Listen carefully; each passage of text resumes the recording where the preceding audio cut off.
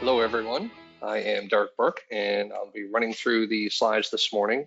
We do have a lot of slides to cover, so please bear with me. When you download the slides, they will see that there are a number of slides that are hidden. I did hide a number of them just simply to save on time in the presentation today. So what we want to discuss very briefly is what is MPA or Mitel Performance Analytics, the customer value, the features of the product, and the MPA Plus features, which for many of you is going to be fairly transparent, and I'll speak to that a little while. The roadmap, and then one of the case studies that we have. So there are several other case studies that are in the deck that you guys will be able to see when you download the deck, and you'll be able to read about those as well. So where does MPA fit in your Mitel system? Now, when you think of the different operations that you have on your MX1, you have the system configuration, customer user administration, user self-service. MPA comes in on fault and performance monitoring and system maintenance. That's where we focus our energy, and we give you insight into what's happening in your environment. What we end up doing is we able to prevent and detect problems before they are recognized by your end users. So as an example, if your MX1 is starting to experience a problem where it's leveraging all of its RAM and starting to have to page to a hard disk on that chassis, we can alert you that that is approaching. Go in and take a look at what's happening on the system, right? And you'll be able to generate alerts. For those of you that are on premise, we can automatically generate alerts for notifications. And then you can also do SMS notifications with a Twilio account if you allow that through your firewalls. If you decide to go down the cloud-based product of MPA, you get SMS and email right with your subscription. Obviously, you also have troubleshooting tools that are built into MPA, so we allow remote access into other machines that are on your network. The IPT user dashboard is IP telephony user. There's a dashboard inside the system, and we have some. And then we have UC network testing. And then obviously you can manage everything, right? So we can schedule backups of the system, put the system in maintenance mode. There are a number of reports that are available. Then there's analytics and then different views that you have access to within the system. So some of the key benefits for end customers, around the clock monitoring of voice quality. I usually just refer to that as VQ. So if you hear me say VQ, I'm referring to voice quality. We're able to monitor both Mitel and multi-vendor systems. So what we're talking about there is, your switching gear throughout your network. Right now, we're actually working, and this is a little bit of a sneak peek as to what's coming in 3.6. We will actually be able to upload the third-party MIB tables from third-party devices into MPA, and you'll be able to trigger alerts and alarms based upon thresholds that you design in the MPA system. So if it's available in a MIB, we'll be able to grab it and run reports on it and alert on it, which is the next bullet down, the alerting.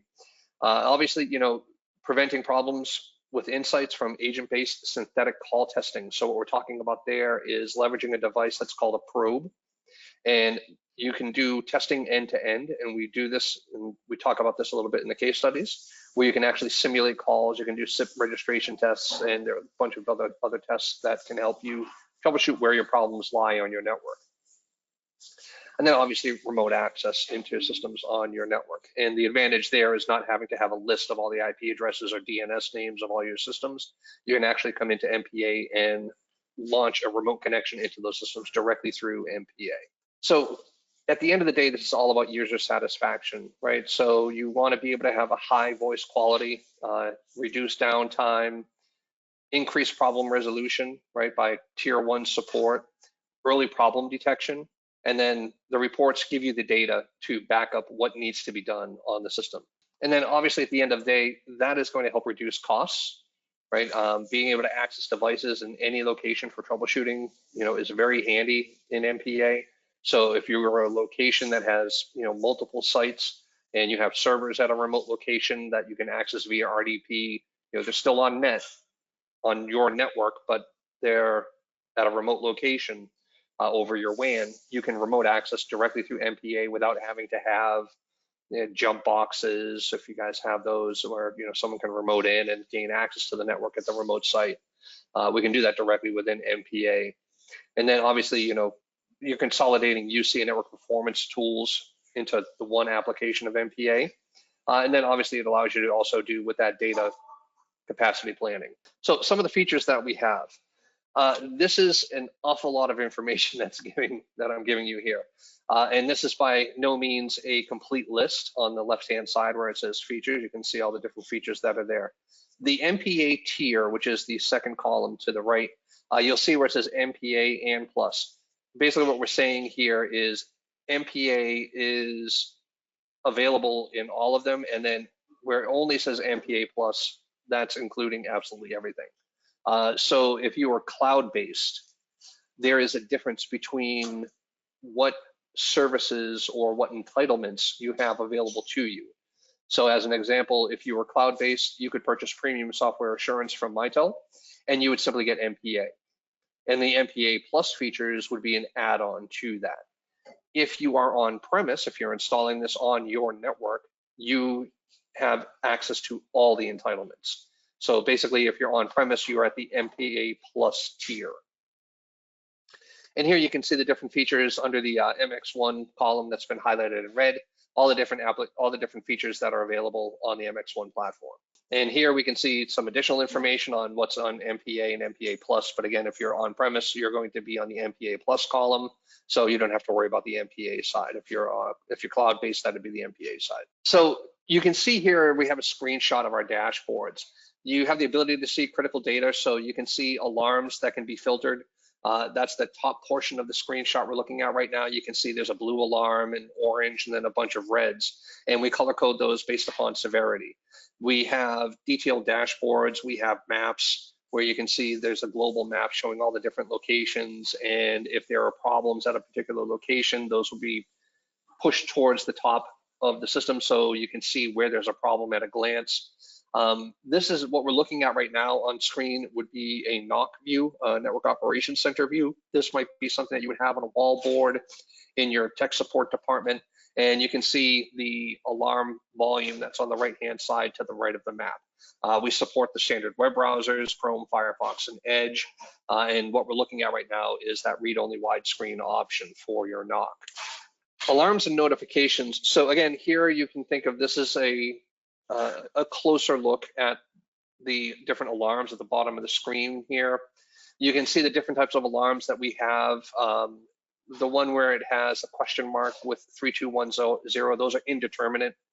The blue diamond shape is a warning. I'm sorry, that's just a notification. The yellow triangle is a warning. The inverted orange triangle is a major alarm, and a red circle is a critical alarm. You can actually select every single one of those. Those are buttons, and you can hide whichever one you want, or you can just highlight whichever one you choose. You can sort by age, you can sort by time. The generate alerts via email, SMS. On the right-hand side, you notice you have stars and pencils and a person icon.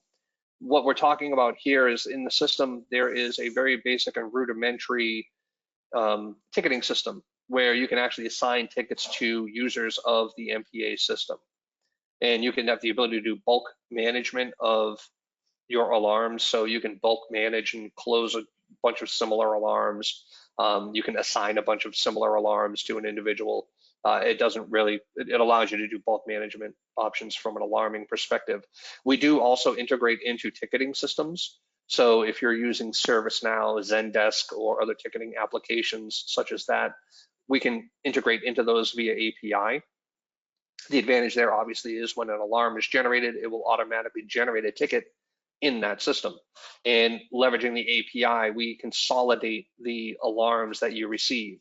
So as an example, if your MX1 is rebooting, or if one of the remote nodes is rebooting and you're monitoring that device, obviously it's going to give you a lot of alarms saying that the system is down, but you know what's happening. So what ends up happening on the ticketing system is that rather than generating an alarm for every single ticket that comes in, we're aware that this alarm has already happened, that a ticket has already been sent off to the ticketing system, so we're not going to generate a ticket on every single one of those that come in. So when we talk about containers and device dashboards, What we're referring to here is the logical structure that we have inside of MPA. When you go into the MPA interface, on the left-hand side of the screen, you'll actually see a container structure. It looks very similar to a folder structure, but it is actually a container. It's a database of all the information that you have in your system. So as you're running reports or you're looking at your system, you might have a parent container that's called your company name, and you have 5 locations. So you could expand that container of your parent company name, and you could have all 5 locations underneath it. And if you went into the first location and you ran a network quality test, or if you ran a voice quality test, an inventory, whatever it happens to be, you would see the information available for that container only, right, for that very first location. Whereas if you ran those same reports at the root level, right, which is at your company name, you would see an aggregate of all 5 of your locations. So that's what we're talking about when we're talking about containers and device dashboard. Some of the things that you can see, right, are your alarms, your VQ reports, UC performance metrics, your geographical map, and then obviously container-based multi-tenancy, which is what I was talking about, where you might have like 5 different locations under your primary site. So some of the reports that we have available to us, obviously they're able to give you information around, the performance of your network and how to, improve your network. One of the things that the system allows you to do is give you very tangible information about latency, packet loss, round trip time between one probe to another probe. And the reports can be downloaded via PDF, they can be emailed, they can be set up on a schedule, so they can be generated monthly, weekly, or on demand. We can obviously retrieve very specific information. I know this is a little bit difficult to see on the right, but you can see here that we're looking at an inventory of customer devices, and we're looking at a canned report. The system does have the ability to create your own custom reports, and you can either share those reports to everyone on your system, or you can decide to just keep that report for yourself. Another thing that we have the ability to do in the system is assign user permissions on a container basis. So if you had a UC administrator at a remote location and you want that person to only be able to manage MPA from that remote location, you can do so. You just simply go into the container structure, you go to the users folder to create the user there, and then you can assign at a very granular level what rights you want that user to have within MPA, whether it's read only, whether it's licensing only, or full administration. So here you can see some of the quick alarms and quick queries that are available inside the platform. We have inventory reports, alarm reports, licensing reports, threshold reports. So these are what the thresholds are, what will be generating the alarms for us on the system. A number of different voice quality reports. We have an audit log of the system, so you can see who's been logged in, what changes they may have made. And then there is an upgrade report as well, and that's something that will be coming for MX1 in the future. Upgrades right now are not supported for MX1 within MPA. We are working towards that right now, along with several other things. But this report, when you look at this and you download the PowerPoint, you'll have a good idea of all the data that's available to you. So network diagrams, like on the screen that we showed you before, where you could see the global map, and you could see the red dots or the green check marks on there, right, when we were looking at the NOC view. What we're talking about here is actually the ability to integrate in with Visio. So you can create a network map of your entire infrastructure and integrate that into MPA. And we can actually push those same types of visual notifications into Visio. So what I'm referring to there is, like, if it's a critical alarm, it'll be a red dot and it would show on whatever device is in the Visio diagram. So if you had, like a Cisco switch or an Adtran switch or, a Palo Alto firewall, whatever it happens to be, and it was failing, it would have a red dot on it, and you would actually see that in the Visio. You could actually click on that device in your Visio diagram, and it would pull forward all the alarms that you're seeing, as well as a hyperlink to simply click on a hyperlink and bring you directly to that device inside MPA.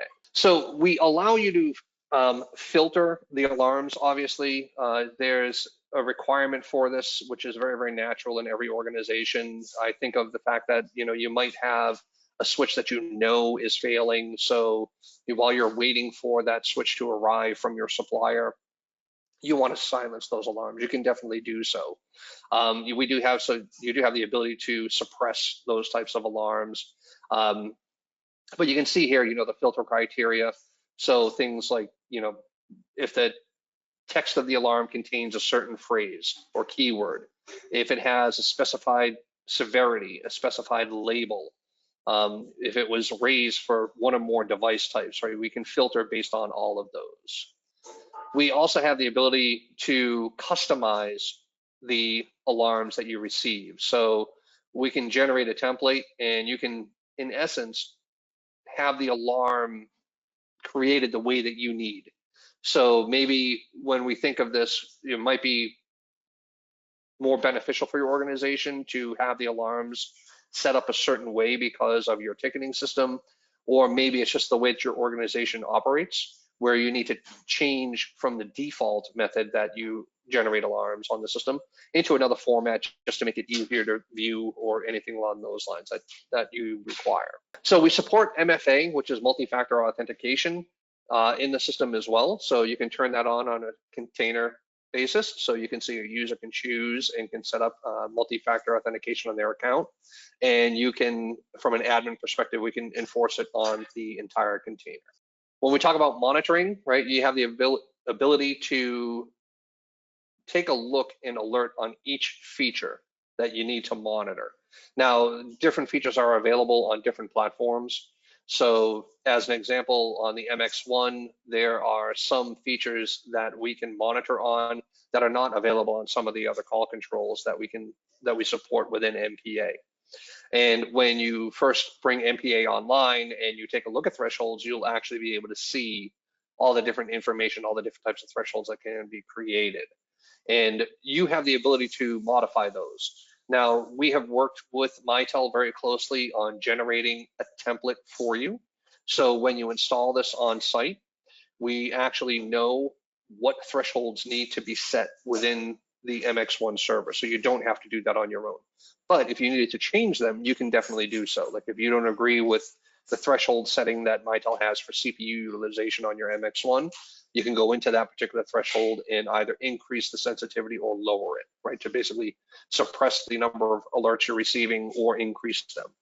We also have the ability to monitor the entire Mitel portfolio. So here you can see, we've highlighted that we can take a look from a call server perspective, the MX1, you can see the other ones that we have available, the different applications that we have available, and the My Contact Center business. So voice quality is really the main thing when I think of the advantage of MPA, because what end users, right? I call them customers, right? Your customers, what do they complain about the most, right? It's always, okay, I had a bad call. Well, the fantastic thing with our platform is that it allows us to go into the individual call record and actually see whether or not the call was bad. A lot of times you'll have someone who will be complaining that they had nothing but, bad call quality throughout the entire call, or they say they always have bad calls. You can actually go in and take a look historically at the individual user and see what their call history is, which is what we're looking at, the call records. So what that allows us to do is actually go in and start troubleshooting and understanding where the problem is happening. So as an example, you can see in the call records screenshot, you have that red line that's going across on whatever call that happens to be. I actually have the ability to go in and take a look at that individual call. I can, throughout history, go back and see whether that person historically has had problems.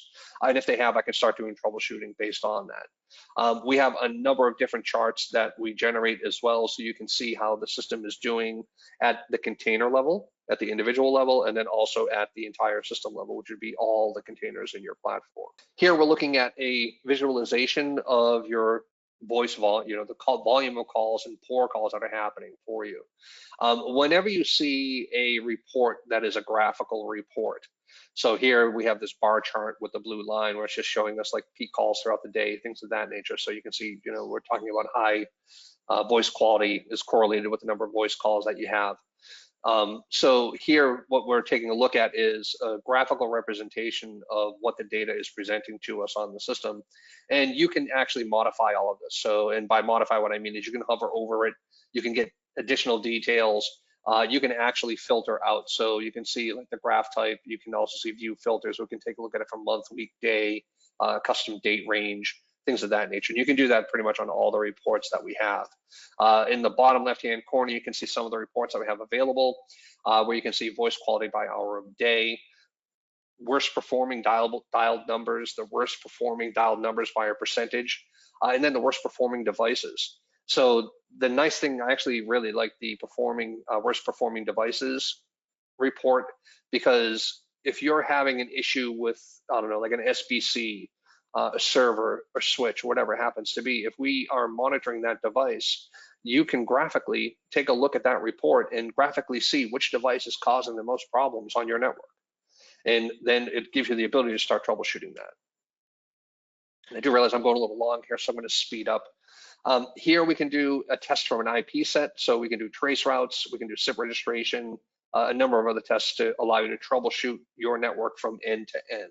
So again, like I've mentioned several times, there's a cloud deployment as well as on-premise. I know many of you will be on-premise, but just be aware that there is a cloud option as well. Remember, when you're on-premise, you have all features, right? So you're in that MPA plus feature column. Here you can see we can take a look at SIP trunk utilization. We can do SIP registration tests, and this is actually coming off of the call control, your MX1. We support monitoring of your SIP DECT infrastructure as well. So we can monitor down to the handset and also up to the access point, and give you a lot of information around availability. Seamless software upgrades and updates. This is coming for MX1. This will come out probably, we're hoping sometime at the end of this year, maybe next year. We already support upgrades for some of the other platforms on the Mitel product suite, but we're getting there on the MX1. We can back up the MX1 today. You can see that we can do voice quality for remote teleworkers, and then obviously SIP trunk quality as well. Soft phone voice quality. So again, all that information I spoke about earlier, being able to drill down to the individual user, taking a look at the voice quality for the individual user, whether they're on a soft phone or not, is irrelevant to us. If a MyCollab soft phone, we can take a look at it. Here's more information on the soft phone voice quality reporting that's available to us. We have the ability also to take a look at advanced reporting for VQ. When we calculate voice quality, we are looking at it from an R factor perspective. And for MPA, any call that is the entirety of the call is 95% a good call, then we mark it good. So if it's 95 to 100% of the call is good, we mark it as good. If only 90 to 95% of the call is good, we call that a poor call. And then from 0 to 90%, if the call falls in that range somewhere where, you know, like 6% of the call is bad, then we mark that as a bad call. And that's what we're looking at on this graph here. And we have the ability to run reports based upon the near end, far end, on net, off net, trunk versus internal, peer-to-peer, so on and so forth. Emergency response, we can generate alarms when someone dials an emergency number, 911. We have set inventories as well, which is very handy. So you can go in and actually get an inventory of all the sets per container. Here we can see the IP telephony user dashboard, and it gives a little bit more detail on what's happening in the system and down to the user level. We can do scheduling of group operations. So you can see, you know, backups are, the MX1's included in backups, so you can back up to your on-prem server or out to the cloud. We can do networking testing as well. So what we're talking about, agent-based network testing, is basically running a test between a pair of probes. Third-party device support. Here you can see we support Windows and Linux servers, routers, Cisco and Adtran switches, or managed Ethernet switches. One of the things I want to point out here is, again, in 3.6, which is coming in July, we're also going to support third-party MIB tables, which will obviously expand this list. So here's our roadmap. I'm going to touch on this very briefly. We're working on voice quality enhancements to make that more a little bit tighter and more closely aligned to how Mitel calculates voice quality. The Maya integration, this would require an internet connection, and Maya is Mitel's AI engine. And what we're doing there is, as you generate alarms, you'll have a hyperlink within the alarm to be able to cross-launch Maya and get to documentation on what the alarm means and possible troubleshooting steps that you can take. Upgrade feature enhancements, again, this will be coming from MX1 shortly. There are always security updates that are coming, so again, this will be in July. We also have support for third-party SBC, specifically the OpenScape SBCs, the customer-defined SNMP device support I talked about. The MX1 legacy trunk monitoring is coming out in July as well. So if you have the legacy trunking set up on your MX1 system, we'll start being able to support monitoring that a lot better. And then obviously adding support for a Mitel customer experience. So here is the one case study that I have set up, and I know I'm up on time here. So please take a moment to read this. Just note that we do have the ability to take a look and see where a problem is on your network. One of the case studies we talk about is a customer was experiencing a problem at a remote location where they had a number of users, and they thought the problem was with the phone system. And we installed MPA with a probe right next to their MX1, and we set up a secondary probe where those users were, and we started running tests. And we actually found that there was a switch that was failing. It was an older switch. It was inserting a huge amount of latency and a bunch of packet loss. The customer replaced that switch, and all the voice quality problems went away for that particular customer. It was a really good case study for us, and you'll be able to read that when you download your slides. And then basically at the end of the day, MPA gives you control of your Mitel system and beyond, right? Because we can monitor third-party devices as well. We're facilitating your troubleshooting of any network problems that you have. And then obviously the main goal is to find audio problems before they're detectable by your end user. So thank you for your time today, and I'm going to